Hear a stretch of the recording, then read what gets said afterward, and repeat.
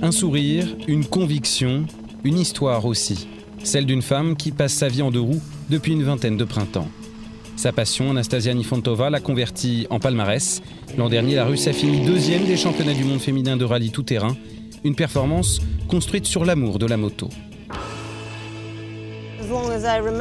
Aussi loin que je me souvienne, j'ai toujours adoré les motos. À 16 ans, mes parents m'ont offert une petite moto.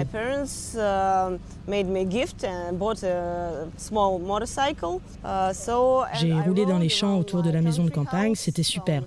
Ça a été le début. Depuis, Nifantova est devenue une pilote accomplie. Elle a aussi construit un foyer. Si ses deux enfants sont restés à Moscou, son mari fait partie de l'équipe technique.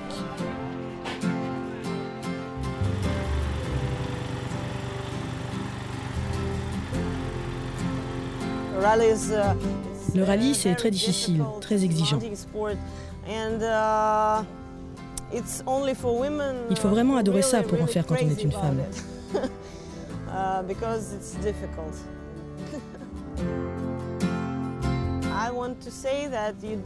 Après, je veux ajouter qu'il ne faut pas avoir peur. Si vous voulez faire quelque chose, vous devez le faire.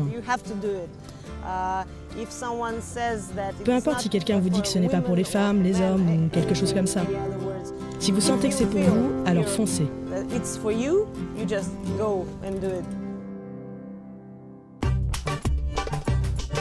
La moto est indiscutablement la discipline la plus physique, la plus éprouvante.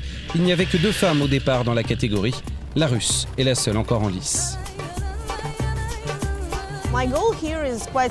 Mon but est simple, je veux voir le lac rose au Sénégal. C'est mon seul rêve pour cette course.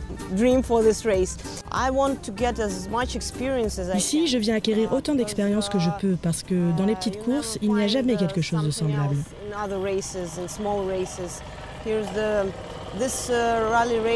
Le rallye raid est comme une vie, une petite vie à l'intérieur de la grande.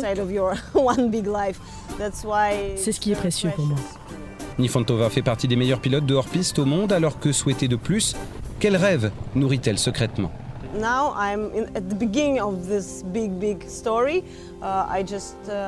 Aujourd'hui, je suis au début d'une grande histoire. L'an passé, j'ai commencé à participer au championnat du monde. Ici, c'est mon premier rallye marathon. Cela prendra beaucoup de temps avant que je puisse dire ce qu'est mon rêve.